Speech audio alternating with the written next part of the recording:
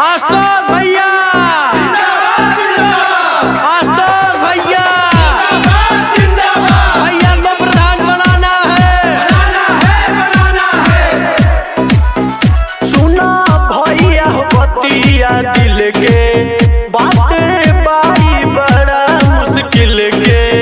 सुना भैया बतिया दिल के बातें बाई बड़ा मुश्किल के।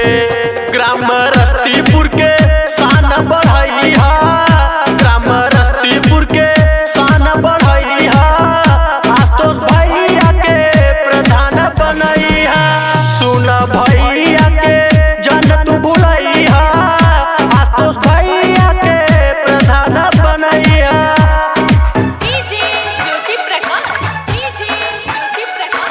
आशुतोष भैया, आशुतोष भैया, भैया को प्रधान बनाना है। पहले बड़े काम लेकर गाँव में अपना देखल गरीबन के पूरा होई सपना। पूरा होई सपना, पूरा होई सपना। पहले बड़े काम लेकर गाँव में अपना देखल गरीबन के पूरा होई सपना।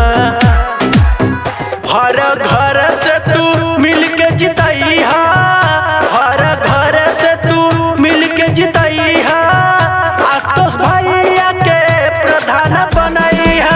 राजा भैया के जन तू भुलैया।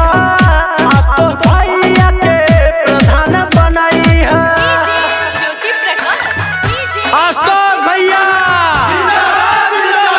भैया को जिताना है,